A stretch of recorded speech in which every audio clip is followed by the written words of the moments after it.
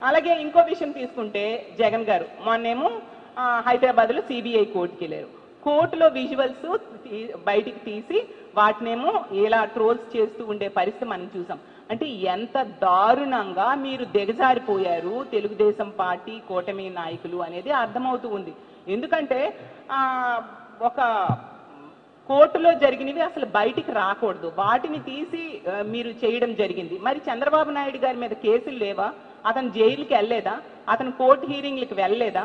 మరి మేము మా గవర్నమెంట్లో అలా మీ వీడియోస్ బయటికి తీసి మేము ఏ రోజైనా అలా దిగజారిపోయి మేము చేశామా? ఎందుకు అంత దిగజారిపోయి చేస్తూ ఉన్నారు? అంటే మీ పాలనా వైఫల్యాల్ని కప్పిపుచ్చుకోవడానికి, మీ అసమర్థ పాలనని కప్పిపుచ్చుకోవడానికి ఈ విధంగా దిగజారిపోయి వ్యవహరిస్తూ ఉన్నారు.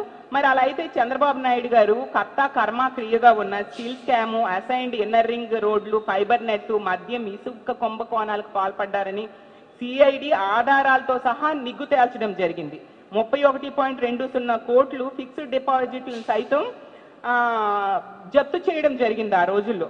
స్కిల్ డెవలప్మెంట్ కుంభకోణంపై కేంద్ర సంస్థ ఈడీ కూడా దర్యాప్తు చేపట్టడం జరిగింది. మరి ఇన్ని జరిగాయి కదా మీ చంద్రబాబు నాయుడు గారి మీద.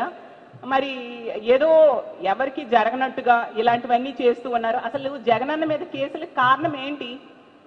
ఈ చంద్రబాబు నాయుడు గారు సోనియా గాంధీ కలిపి అక్రమ కేసులు పెట్టడం వలన ఆ అక్రమ కేసుల్ని ఎదుర్కొంటూ ఈరోజు కోర్టుకి వెళ్లాల్సిన పరిస్థితి. దానికి కారణం కూడా మీరు ఆ ఒక అక్రమ కేసు వలన వెళ్ళారు తప్ప మీలాగా నిజంగా తప్పు చేసి వెళ్ళలేదని తెలియజేస్తూ ఉన్నాను. అలాగే ఎప్పటికైనా చంద్రబాబు నాయుడు గారికి, అనిత గారికి ఇంత అసమర్థ పాలన చేసే బదులు మీరు రాజీనామా చేయడం బెటర్ అని నా సలహాగా తెలియజేస్తూ ఉన్నాను. ఎప్పటికైనా ఈ కూటమిలో ఉన్న మంత్రులు, ముఖ్యమంత్రి గారు ఈ రెడ్ బుక్ రాజ్యాంగం అమలు మీద దృష్టి పెట్టకుండా, రెడ్ బుక్ రాజ్యాంగం అమలు కోసం పోలీసులను ఉపయోగించకుండా అంబేద్కర్ రాజ్యాంగం అమలయ్యేట్టుగా చేయాల్సిన బాధ్యత మీ మీద ఉంది. అంబేద్కర్ రాజ్యాంగం సక్రమంగా అమలయ్యేట్టుగా పోలీసులను ఉపయోగించాల్సిందిగా కోరుతూ ఉన్నాను. అలాగే మీరు ఈరోజు స్పెషల్ ఫ్లైట్స్లో 5 స్టార్ ఫ్లైట్స్లో తిరుగుతున్నారు, 5 స్టార్ హోటల్స్లో ఉంటున్నారు, జీతాలు తీసుకుంటున్నారు. వీటన్నిటికీ కారణం ఎవరు? ప్రజలు ఇచ్చిన ట్యాక్సులు, వాళ్ళు కట్టిన ట్యాక్సులు కదా. కాబట్టి అలాంటి ప్రజల్ని రక్షణ కోసం పోలీసులను ఉపయోగించాల్సిందిగా కోరుతూ ఉన్నాను. మీరు ఎప్పటికైనా మీ తీరు మార్చుకోకపోతే మీకు రక్షణగా ఉన్న పోలీసులు రేపొద్దున మీ మీద తిరగబడే పరిస్థితి వస్తుందని తెలియజేస్తూ ఉన్నాను. కాబట్టి నిజంగా మరొకసారి చెప్తున్నాను, దేశంలో ఉన్న మిగతా చిన్న రాష్ట్రాల కంటే, కేంద్రపాలిత ప్రాంతాల కంటే అట్టడుగు స్థానంలో మన పోలీస్ వ్యవస్థ పనితీరు ఉండడం నిజంగా సిగ్గుచేటు.